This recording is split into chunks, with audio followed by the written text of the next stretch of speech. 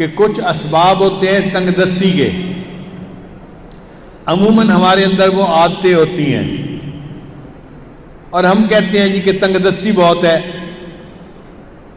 ہمیں چاہیے کہ جن چیزوں سے تنگ دستی ہوتی ہے ان اعمال کو چھوڑ دیں۔ پہلا عمل، کھڑے ہو کر جوتے پہن کر ننگے سر کھانا کھانا۔ آج کل شادیوں میں، دعوتوں میں ایک عام سی بات ہے، جوتے پہنے ہوتے ہیں، ننگے سر ہوتے ہیں اور کھڑے ہو کے کھانا کھاتے ہیں۔ اس سے اللہ تعالیٰ رزق میں تنگی فرما دیتے ہیں۔ دوسری بات، بیت الخلاء میں باتیں کرنا۔ تیسری بات، مہمان کو بوجھ سمجھنا۔ چوتھی بات، ہاتھ دھوئے بغیر کھانا کھانا اور بسم اللہ پڑھے بغیر کھانا کھانا، اس سے رزق میں تنگی ہو جاتی ہے۔ پھر پانچویں بات، کھانا ختم ہو جائے تو کھانے کے برتن کو اچھی طرح صاف نہ کرنا، اس سے بھی رزق میں تنگی ہوتی ہے۔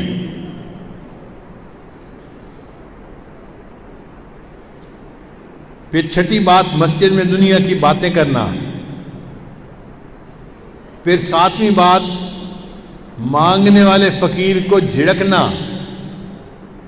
بھئی آپ کے پاس کچھ نہیں ہے دینے کے لیے تو محبت سے اس کو کہہ دے کہ بھائی آگے چلے جاؤ، جھڑکی نہ دیں۔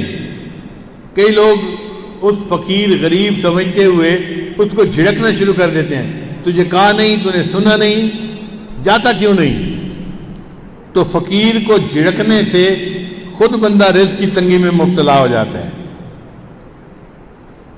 پھر ساتواں عمل، مغرب کے بعد بلا عذر کے سو جانا۔ عشاء کے بعد سونا چاہیے، مغرب کے بعد اگر بیماری ہے یا عذر ہے تو اور بات ہے، پھر اجازت ہے۔ اگر عذر نہیں تو مغرب کے بعد سونے کی عادت نہیں بنانی چاہیے۔ پھر 10واں عمل جس سے رزق تنگ ہو جاتا ہے، بغیر عذر کے نماز قضا کر دینا۔ فجر نہیں پڑھتے، ظہر نہیں پڑھتے، عصر نہیں پڑھتے، مغرب نہیں پڑھتے، باتوں میں لگے رہے، نماز قضا ہو گئی۔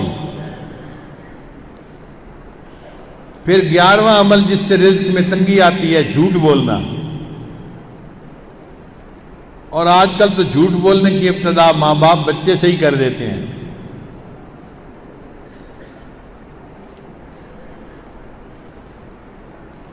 پھر 12واں عمل جس سے رزق میں تنگی ہوتی ہے، گانے بجانے میں دل لگانا۔ گانے پسند ہوتے ہیں تو آپ دیکھیں گاڑیوں میں ہر وقت ٹوں ٹوں ہوتی رہتی ہے، گانے لگے ہوئے ہوتے ہیں، میوزک لگی ہوتی ہے۔ پھر 13واں عمل جس سے رزق میں تنگی آتی ہے، اولاد کو برا بھلا کہنا۔ کچھ جاہل ماں باپ کو اولاد کو گالیاں دینے میں مزہ آتا ہے۔ ماں ہے تو گالیاں دیتی ہے، باپ ہے تو گالیاں دیتا ہے۔ اولاد کو گالیاں دینے سے اللہ تعالیٰ بندے کو رزق کی تنگی میں مبتلا کر دیتے ہیں۔ اس لیے غصے میں بھی اولاد کو دعا دینی چاہیے۔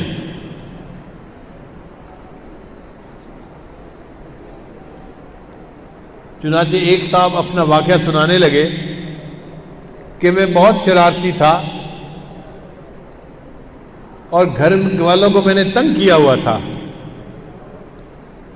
ایک دن کیا ہوا کہ گھر میں مہمان آئے ہوئے تھے تو میری والدہ نے دال بنائی مہمانوں کے لیے، اور میں نے ایک مٹھی ریت کی بھری اور آ کر ہنڈیا میں ڈال دی۔ اب جب مہمان کھانا کھانے لگے تو دال کے اندر ریت تھی تو کھانا تو نہیں کھایا جاتا نا، تو مہمانوں کو بھی پریشانی ہوئی اور گھر والوں کو بھی پریشانی ہوئی۔ اب جب گھر والوں کو پریشانی ہوئی تو میرے والد تو غصے میں کہ جس نے یہ کیا ہے میں اس کی پٹائی کرتا ہوں۔ کہنے لگے کہ میری والدہ کو پتہ چلا تو میری والدہ نے پتہ کیا کہ یہ کام کیا کس نے ہے، تو ماں کو بچوں کا پتہ ہوتا ہے، اس نے کہا کہ فلاں نے کیا ہوگا۔ مجھے پکڑ کے لایا گیا اور مجھے پوچھا گیا کہ کیا تم نے یہ حرکت کی، سالن کے اندر تم نے ریت ڈالی، تو امی کے سامنے میں نے اقرار کر لیا، ہاں امی یہ شرارت میں نے کی تھی۔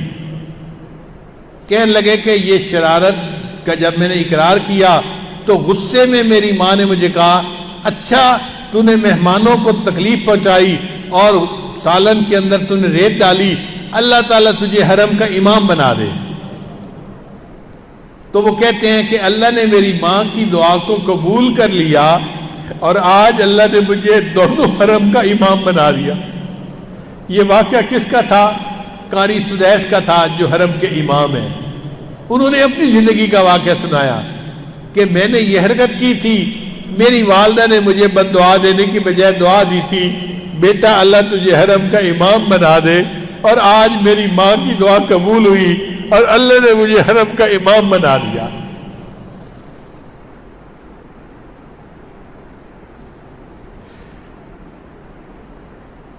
پھر 14واں عمل قرآن پاک کو بے وضو ہاتھ لگانا۔ بعض لوگ قرآن مجید کی بے حرمتی کرتے ہیں، وضو کے ساتھ ہاتھ لگانا چاہیے، وہ بے وضو بھی ہاتھ لگا لیتے ہیں۔ تو بے وضو ہاتھ لگانے سے اللہ تعالیٰ رزق میں تنگی پیدا فرما دیتے ہیں۔ 15واں عمل غیر محرم کو بے دھڑک دیکھنا۔ بعض نوجوان سمجھتے ہیں کہ ہوتا تو کچھ نہیں، تو غیر محرم کو دیکھو مزے اڑاؤ۔ تو غیر محرم کو دیکھنے سے اللہ تعالیٰ بندے کو رزق کی تنگی میں مبتلا فرما دیتے ہیں۔ اور 16واں عمل جس سے کہ اللہ تعالیٰ رزق کو تنگ کر دیتے ہیں، اپنے اہل خانہ کے ساتھ ہر وقت لڑتے رہنا۔ یہ گناہ آج کے دور میں عام ہو گیا ہے۔